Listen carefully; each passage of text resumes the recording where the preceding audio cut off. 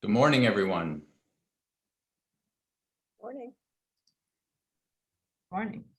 Morning. Good morning. Good morning. I'm Ben Max. I'm the editor of Gotham Gazette, publication of Citizens Union Foundation.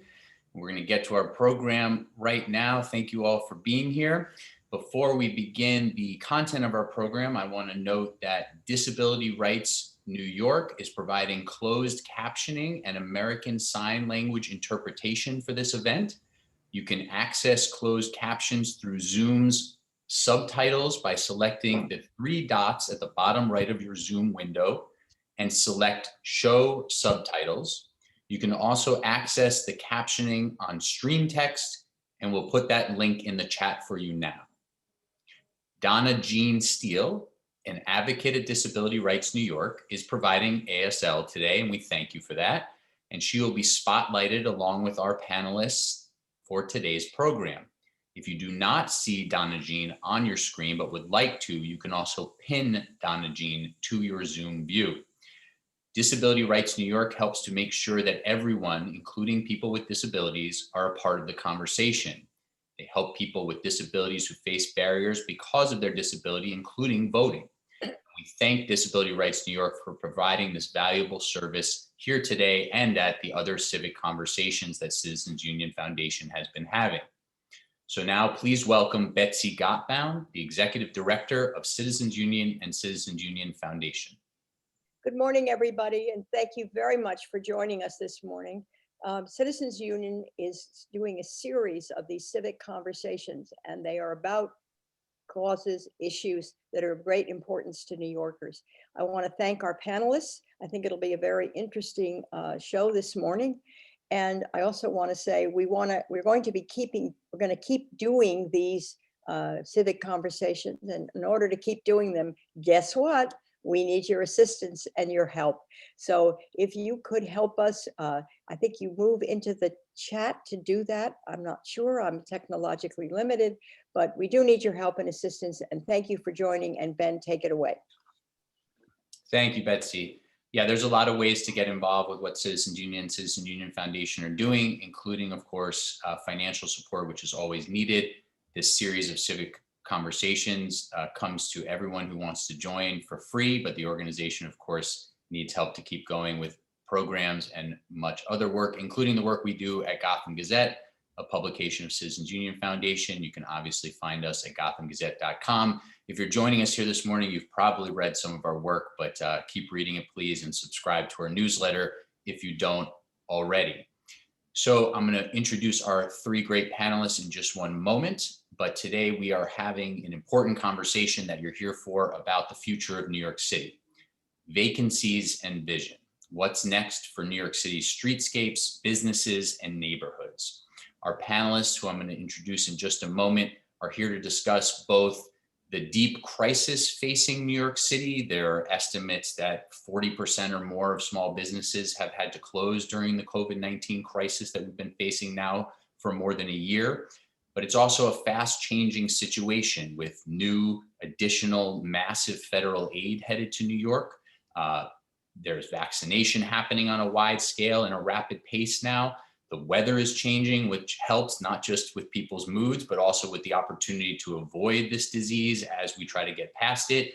It opens up new opportunities for uses of street space that we're going to talk about today and for businesses to do their work. So in this crisis, we're talking about the opportunity and the future. We're going to talk about what's happening for small businesses as well as big businesses, for the streetscape, for the use of the sidewalk, street and other open spaces, retail, and much more. So let's introduce our panelists here this morning for this discussion. Alicia Glenn is the founder and managing principal of M Squared, a real estate impact and investing platform focusing on building the next generation of mixed use, mixed income urban projects. She's a former deputy mayor of housing and economic development under Bill de Blasio, where she also focused on empowering women. Alicia, thank you so much for being here. Thank you. Larissa Ortiz is the founder and principal of Larissa Ortiz Associates and a nationally recognized expert in community economic development and retail planning. She's the author of Improving Tenant Mix, a guide for commercial district practitioners. published by the International Council of Shopping Centers. Larissa, thanks so much for being here. Yeah. And Carlina Rivera represents the 2nd City Council District in New York City, which includes the East Village, Flatiron, Gramercy Park, Rose Hill, Kips Bay, Murray Hill, and the Lower East Side. She champions issues around affordable housing, small business survival, equitable healthcare, transportation, and quality of life in New York City. And we are so happy to have you here as well, Councilmember Rivera. Thanks for being here.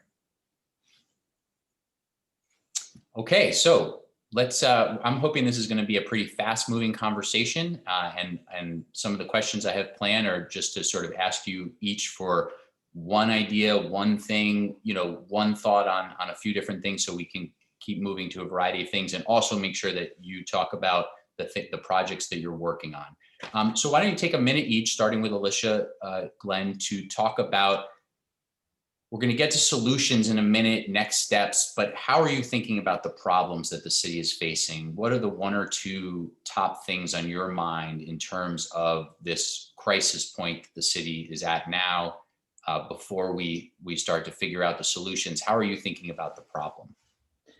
I mean, that's a big question. So I'm not going to try to, tackle all of them. But I think with respect to the topics today, at least, I think there are a couple of different things that are happening. One is what has happened with the pandemic, I think, is clearly brought front and center many of the issues that we were grappling with anyway, with respect to the changing nature of retail and commerce and the way in which we think about our city at street level.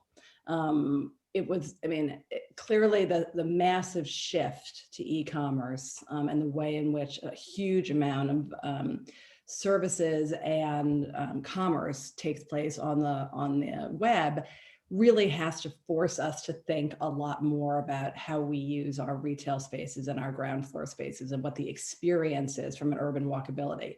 Obviously, the pandemic has exacerbated that in terms of the number of small business closures, but I think these issues were happening anyway, right? We're in a fundamental transformation around the economy on the sort of small business, retail, and service provision. So I think that that's a conversation we should have, and I think that provides, this situation actually creates some interesting opportunities, and Larissa and Carlina both know this very well, to think about how we think about use groups and planning and what it means to be hitting the streetscape. I think that's number one. I think number two, simultaneously, I think we were also on the cusp of really having a smart conversation about what a city looks like from a new public realm perspective, where cars are not the dominant mode of transportation, and where we think about what a city that embraces the technologies around different multimodal transportation and how we think about biking and scooters and ferries and streetcars. Those were all happening. And I think that all of that has, again, only become more pronounced as we realize how interconnected these communities are and need to be in order to promote a strong recovery. So I think both the public realm issues and the small business retail issues have always been percolating. But I think if there's one good thing about the pandemic, is that it's bringing those issues more to the forefront, and having these conversations, I think, are really important. Thank you. Councilmember Rivera, go ahead. How are you thinking about the sort of problems and the crisis as it stands right now? Good morning. Thank you for having me, Ben. And to my esteemed panelists, thank you for being here. I agree with that. I think there is 2 things that we've seen really kind of become very popular and really kind of affected how we live just every day. So we mentioned the small business piece and the reliance on delivery. And so I would say our reliance on Amazon, which is choking small businesses, and even reliance on something like food delivery, whether it's from our grocery stores or it's meals or it's our medicines. And so, what I'm looking at is also we have to make sure that we are building a street for some of these delivery workers, who many of them are low income immigrant New Yorkers. And so how do we build a safe infrastructure, and how do we make sure that there are those commercial loading zones, that there are really, the streets are really for the people. So I think, one thing is with the small businesses, really trying to make sure that we're funding some of the programs like the commercial lease assistance program in the city. And so that we're helping specifically minority and women-owned businesses and entrepreneurs. And then the second thing I would say, which is the largest, is right now I'm really focused on an equitable vaccine rollout, right? That's how we get back to the most normal type of life, or whatever is going to be the new normal. And we've seen how important access to community health care is. And so through the city's initial struggles to respond to COVID, I think, about a year ago, we were maybe able to do 120 tests a day. And now with the easy access to testing, we've had the loss of community health care over many, many decades. And that's furthered the inequities, and it's left more New Yorkers discouraged to go out and get preventative medical care. So, I'm trying to make sure that we do that equitably, that we start in some of our communities that were hardest hit. And it's been somewhat of a struggle, but I think, now that we're really trying to tap into our community-based organizations and some of the talent that we already have in New York City, which we all are hoping to keep, and I guess we'll get to that in this conversation, that people will feel better about what their city is doing for them. Thank you. Larissa, how are you thinking about this? Thank you. I'm really pleased to be here. This is a topic that I've thought a lot about. For almost 10 to 15 years, I've been doing research on vacancies for the city of New York. Looking at solutions and policy solutions that have been attempted and have failed in many cases. And I think over the years I've come to the conclusion that, and someone once said, vacancies are the hornet's nest of urban planning. They are very, very challenging issues to address. No less than, a dozen there may be no less than a dozen reasons any one particular space is vacant. And, the pandemic has exacerbated some of the challenges. It is Amazon, but it's not just Amazon. It is access and ability to get to our districts easily and safely, but it's not just that. It is rent, but it's not just rent. I think that's what makes it a particularly vexing challenge for public policy solutions when we try to one issue, we inevitably as we think about what it is we want to address, we want to make our places and our communities wonderful places to live. We want access. We want people to have access to retail and businesses. We want to reduce the blight that vacancies create in our neighborhoods and communities. So I think, as we delve into this topic, thinking about what are the solutions that address the whole host of challenges facing our neighborhoods, those are some of the things that will allow us to address some of the vacancy challenges that we face. Alicia, how do you think the conversation has changed now? Before COVID, there was, this really big conversation about how, small businesses were really struggling. But there were questions, because there's so much competition for space. Everybody wants to be in New York City. Costs are so high. How's the conversation changed now that, has it changed now that people are more desperate to fill their retail spaces? The landlords really need people to come back or open new businesses. I feel like a lot of times the conversation's still stuck in pre-COVID times. How do you think it's changed, and where are we heading here? Well, I think, and as Larissa and Carlina know, we all wish there was a silver bullet here, because it's not just about the rent, right? So I think the theory of the case and the conversations, and certainly we had endless conversations with this at City Hall, was, how do we create mechanisms through which landlords are forced to lower the rent, right? Everybody saw this as a rent problem. And they were like, Alicia, why aren't you passing all these punitive things? And you're terrible, and you don't care about retail and all this garbage. Of course I care about it. The problem is there's a private market out there, and there are landlords who own their buildings and will ultimately reduce the rent to whatever the market will bear. But there are also big institutional landlords. There are very complicated capital structures, and it takes a long time for this stuff to shake out, right? People talk a lot about the distress that's coming in New York. We haven't really seen it yet. And so it really is a very bifurcated market. So there's not one solution. I think there are some more mom and pop owners who are going to bring the rents down. But the other side of the coin is equally as important, which is we simply are going to have too much street level retail for our population. That is a structural shift that people have to deal with. And that's a very hard thing as somebody like all of us who grew up in New York and love all of our places. But at the end of the day, there's only a certain number of kinds of street level retail that are going to be viable in a modern economy. And so I think there's just a lot of different forces working here. And I think for me, the interesting challenge is, again, reimagining what we see on the ground floor, and going to Carlina's part, which I think is exactly right, When I grew up on the Upper West Side in New York City, there were healthcare clinics all up and down Amsterdam Avenue. I was part of an HMO because my parents were city workers, and my pediatrician was on Amsterdam Avenue. And so I think that, when we talk about childcare, we talk about other uses, we talk about what city planning should be thinking about use groups. I mean, they haven't updated their use groups in like 40 years. It's crazy. So I think that the conversation needs to be not about, oh my God, how do we fill every vacant retail? It has to be, what is the right amount of retail? What does that retail look like? Can the city develop financial tools to support small business? But the big retail guys, that's going to have to shake out in the capital markets. But for neighborhood-based retail, I think that it's less about retail and more about what do we mean by street-tail? Like, what is going on the street? Let me come back to you, Larissa, because that's obviously a segue into a lot of your work. And then after that, Carlina, let's come back to you on how you're thinking about reimagining a lot of street use and the use of sidewalks and the streets themselves. But Larissa, more on that change of conversation around small businesses and retail space. What are you thinking in terms of where we're going? Yeah, I mean, so much what Alicia just mentioned is so important for us to emphasize. One, we are incredibly over retailed in this country. The United States, there are 24 square feet of retail per person in the US, followed only by Canada, where they've got 17 square feet per person, Australia 11, and then every other European country has about 4.5, 4.6 square feet of retail per person, right? And New York City is no different. Neighborhood by neighborhood, perhaps there are distinctions, but in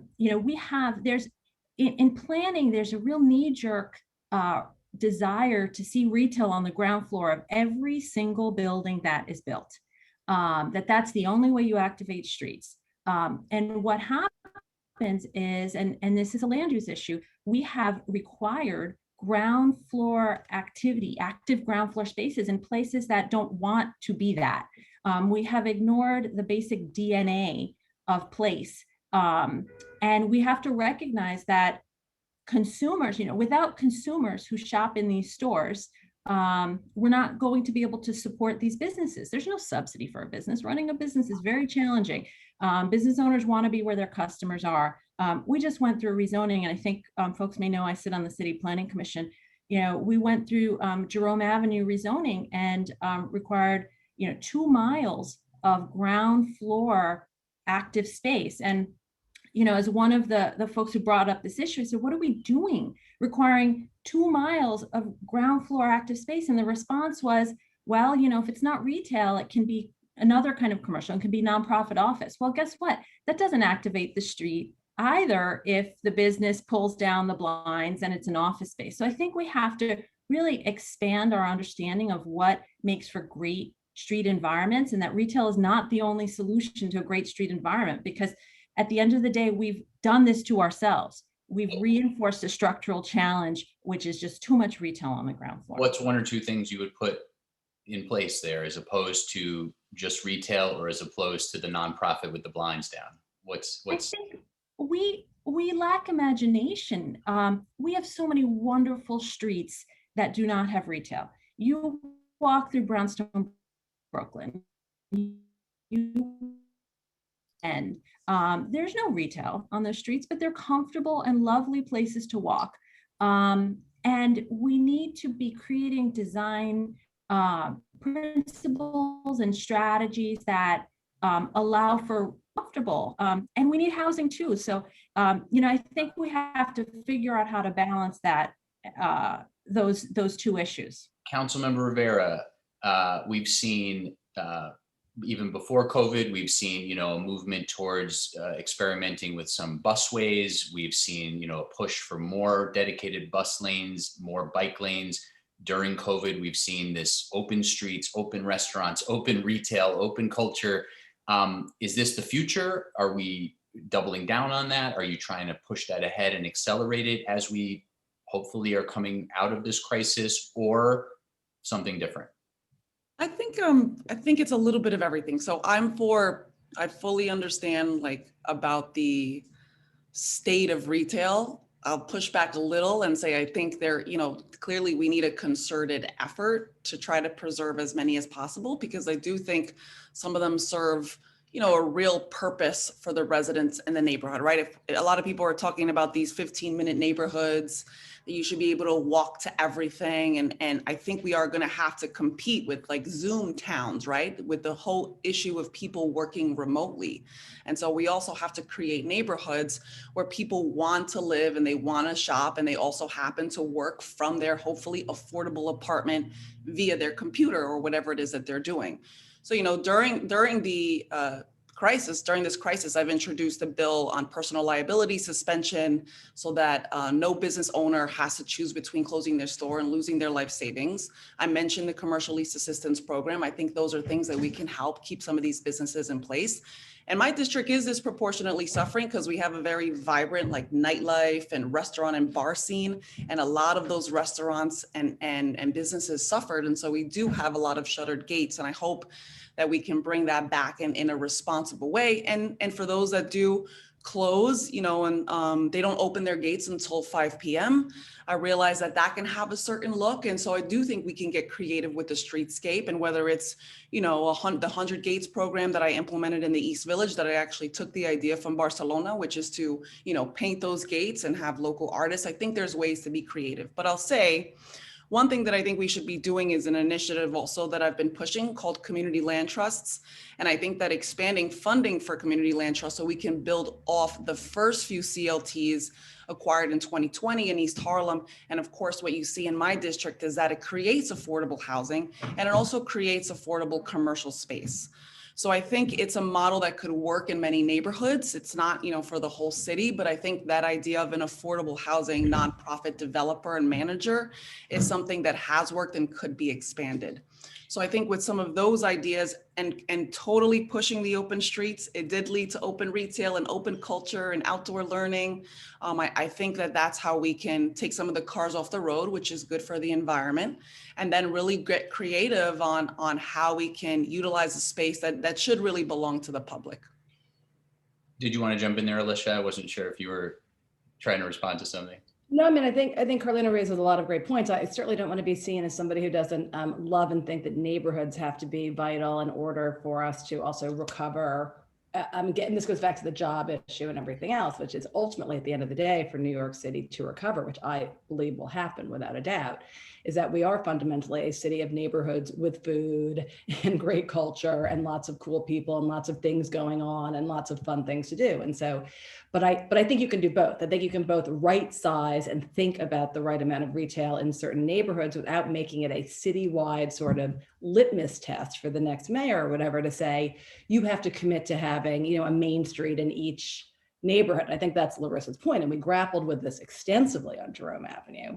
But I think it does come with a sort of a nostalgia lens that's not ultimately serving the neighborhood, because 2 miles of vacant storefront on Jerome Avenue isn't really going to do anybody any good.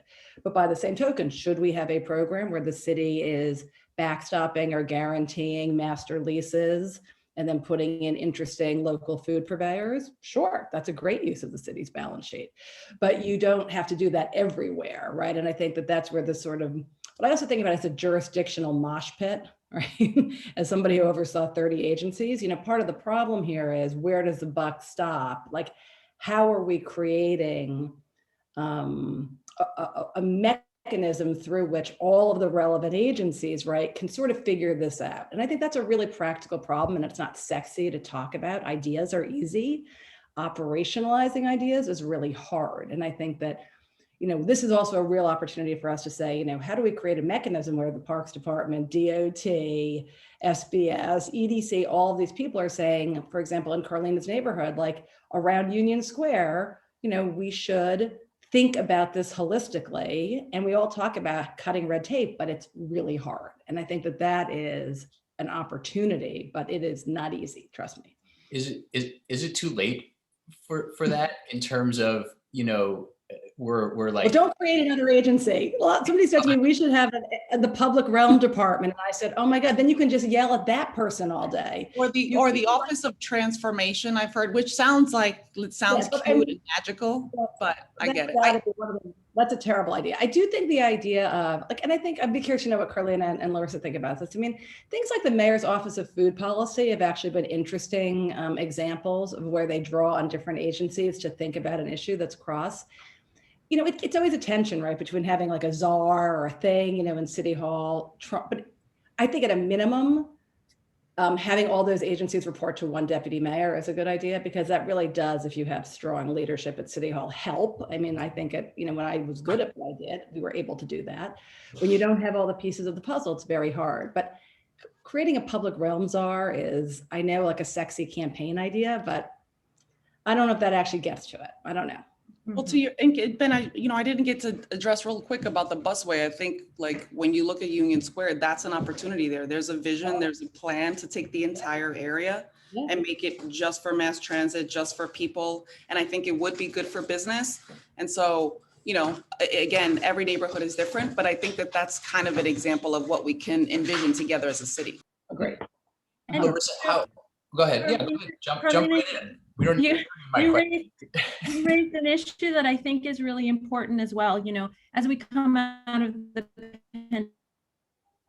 pandemic, recognizing that the nature of work has changed, and that, you know, our neighborhoods serve us now in so many ways, and they have to, they have to be much more than they were before. And in fact, you know, the neighborhoods that have really sustained themselves and really shown themselves to be much more resilient were those where there are residents. You know, residents have remained. They're there now during the day, spending what they would have spent around their offices now in their neighborhoods. You look at where rents have really declined significantly and where they've sustained. You know, Columbus Avenue, asking rents have decreased just 3% year over year, but in Soho, you know, from the peak of 2015 to now, there's been a 62% decline in asking rents.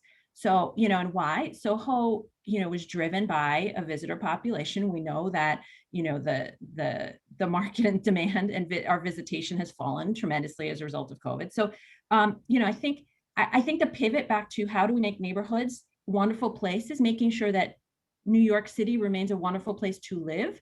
When you can live anywhere and work from anywhere, we still want to make sure New York remains a wonderful place to live. And so I think then it comes back to what are our neighborhoods doing for our residents, and you know, how can we improve quality of life?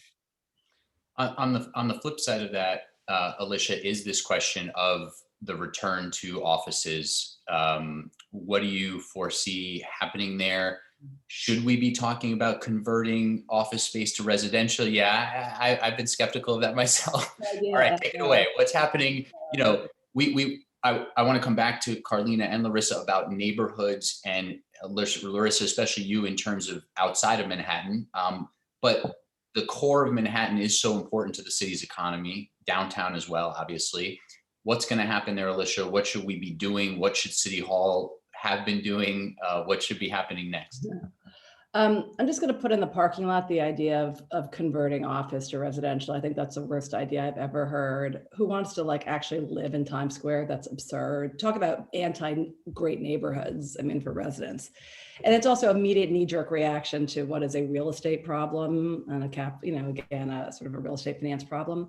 I actually think, look, it is not a good thing per se that rents are dropping dramatically and vacancy rates are rising. Per se, that is not a good thing because the city relies heavily on their real estate base to fund all of these fabulous community and neighborhood programs.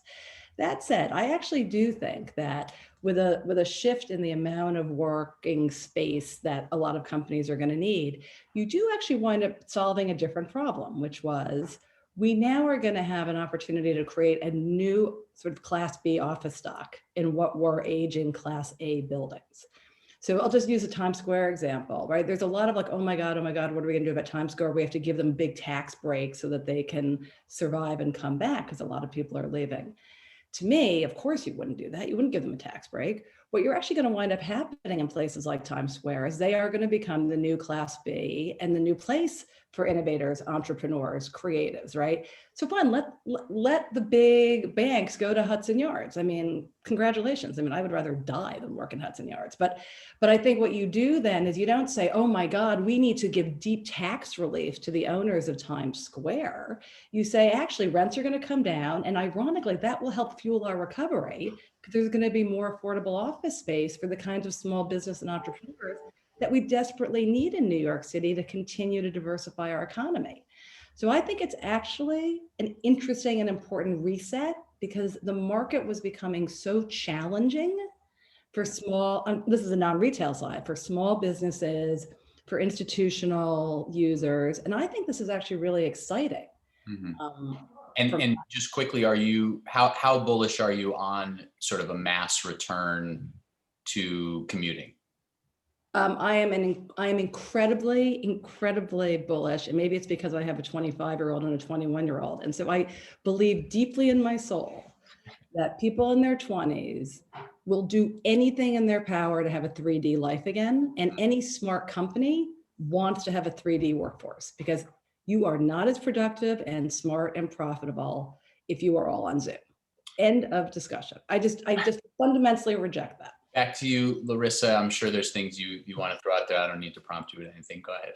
Yeah, no, it's such an interesting discussion, and I track sort of CEO sentiment.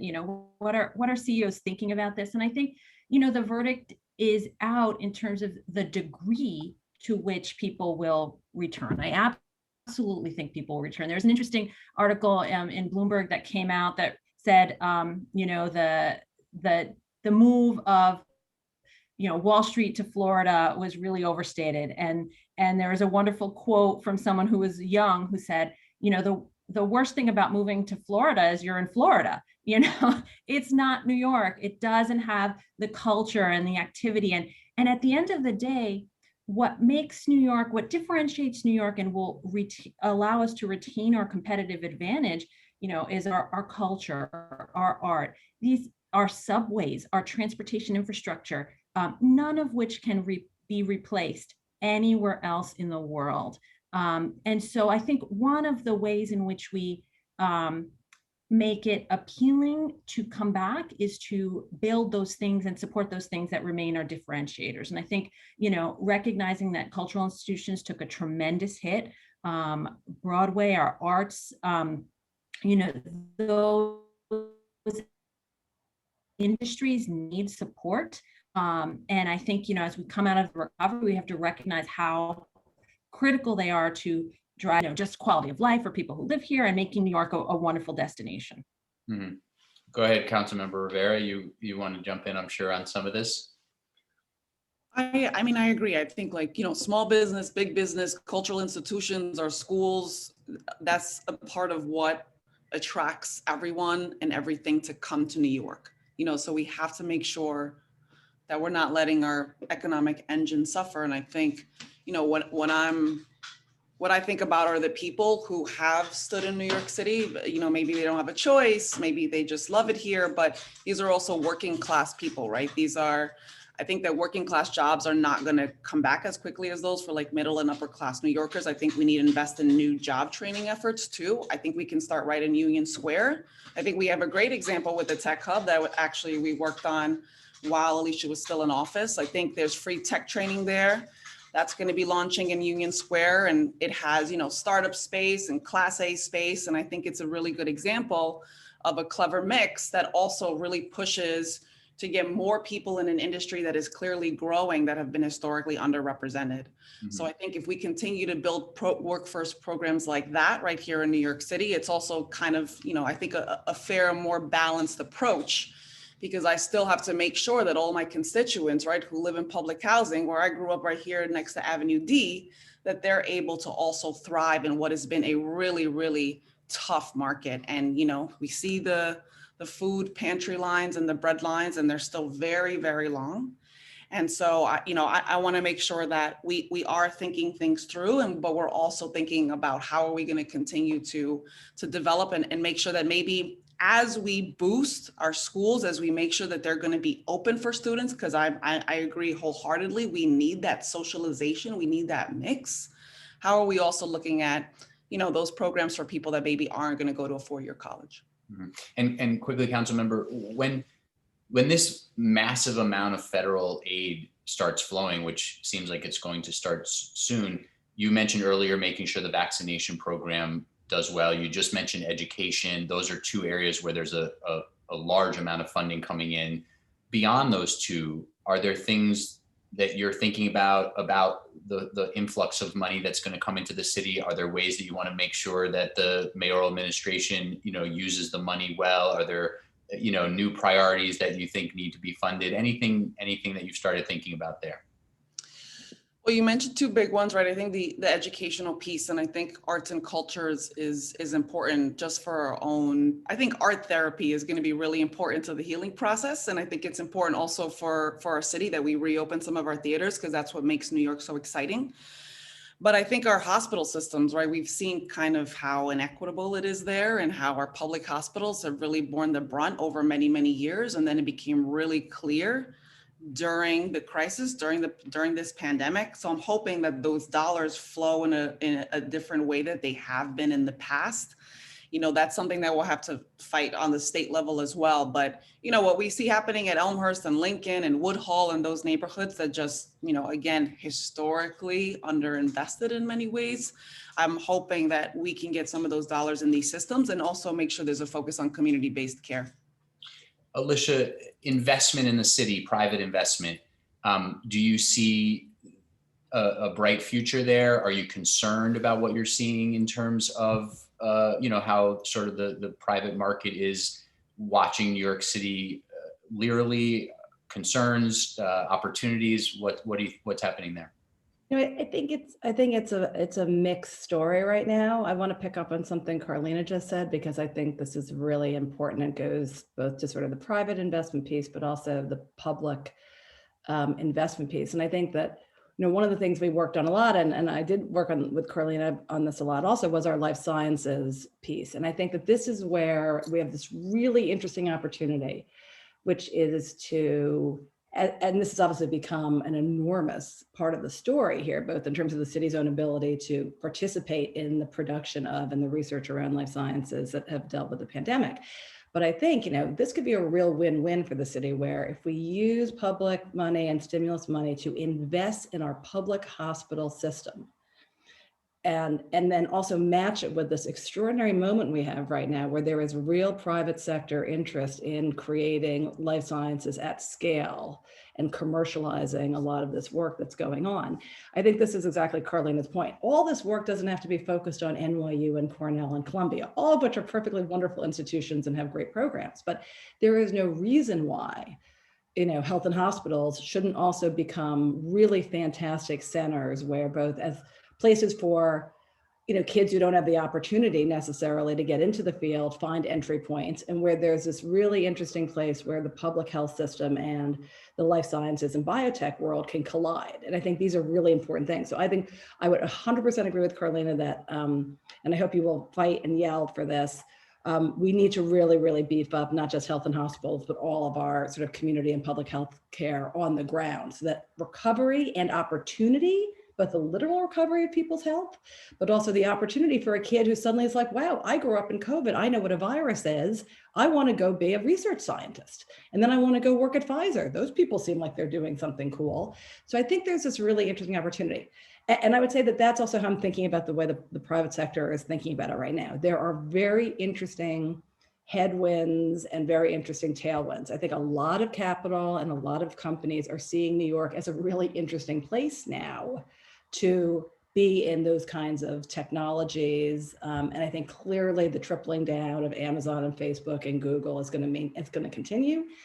I think the residential space, frankly, I think it's a good thing that people don't want to build a lot of luxury condos in New York right now. We have massive condo overhang. That's not going to help solve our housing crisis. But we also have to not do dumb stuff, right? And be like, every single building has to be 100% homeless people. That's dumb. It's a dumb use of balance sheet. It's a dumb use of private sector capital. So people have to sort of bifurcate it, but I think investors still see New York as the place ultimately to invest capital. If we get it right and we keep our culturals open, we let restaurants have open containers on the street like every other fun city in the world. We don't screw it up because the fundamentals are here. Larissa and Carlina are so right. We're in our last 4 or 5 minutes here, and I want to ask at least one more question. But Larissa, go ahead on anything you just heard in terms of maybe sort of both the question around federal funding that's coming in and best uses there, or anything that Alicia just mentioned.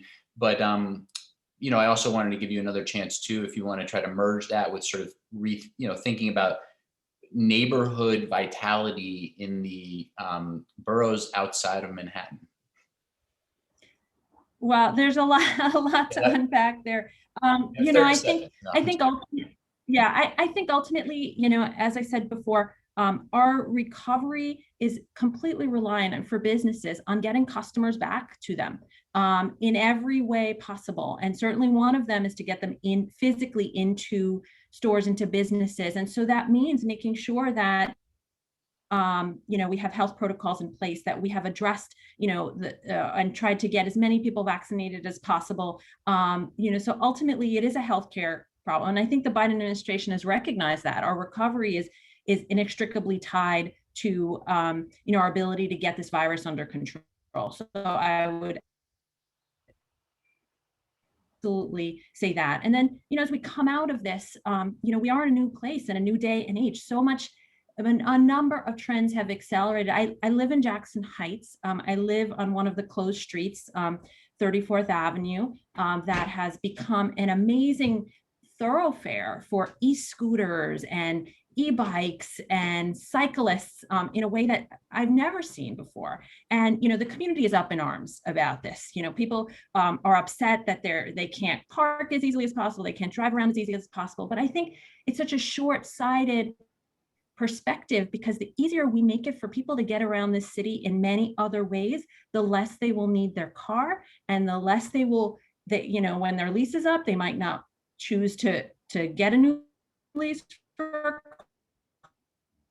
a car. They might choose to go carless. And, you know, that's the kind of city that creates vibrant places. And so I think, you know, transportation is a really critical piece of this puzzle, and something that we shouldn't overlook either.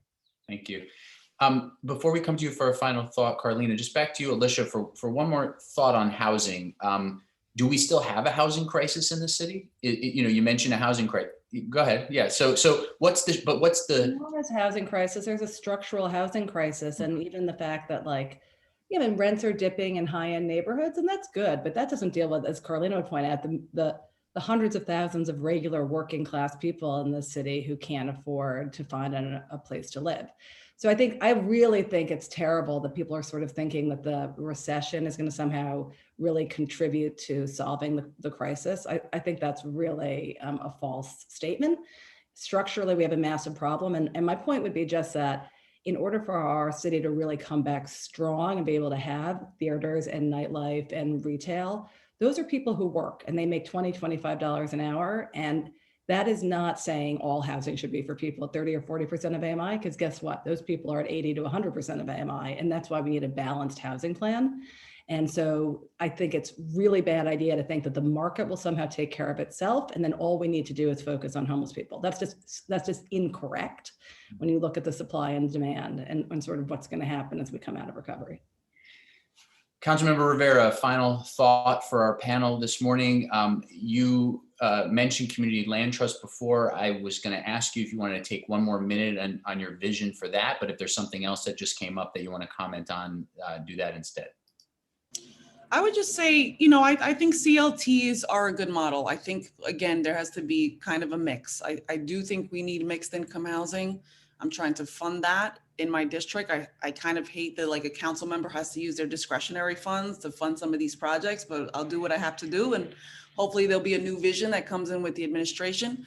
But, you know, I also am going to just try to keep forward, keep moving forward with the vision I had, which is, as was mentioned, like, we do have this budding life science corridor and biotech and all these industries that are growing. How do we make sure all the working class people get in there? And also, to the point about like 34th Avenue, I do think that these open streets and having a friendlier kind of transit infrastructure approach is also a gender equity issue. I think we can get more women on bikes. I think, people would feel better about walking in the street and taking revel and all of these things and the microaggressions that we get. I know that I've experienced many, many times. So, that's kind of what I am focused on. I think it's going to be CLTs. I think it's going to be continue to build housing, supportive housing, mixed use. And I also think that, transportation is the great equalizer. So that'll be something I continue to focus on, pushing heavy on green infrastructure. Great. We're going to leave it there. Alicia Glenn, Larissa Ortiz, and Carlina Rivera, thank you so much for all these great thoughts and for this excellent conversation. Really appreciate it. Thank you. Thanks for being a great moderator, Ben. My pleasure. Thanks everybody who's been watching. Thank you to Citizens Union and Citizens Union Foundation for holding this conversation and others. This is the second in a series of these civic conversations here in 2021. The first one was on ranked choice voting. You can find that video at the Gotham Gazette website or Citizens Union website. The next civic conversation coming up early in April, the week of April 5th, is going to be on police reform and oversight and public safety. So look out for the advisory on that. You can find us at gothamgazette.com. Be sure to read our latest and of course, sign up for our newsletter, which comes every morning at about 7 a.m. Thank you again to Citizens Union Foundation for hosting this conversation and to our great panelists. Thank you to everybody who's been watching. We worked some of the audience questions in there to the conversation. I'm sorry about the others that we didn't get to, but thank you all for being here and we'll see you next time.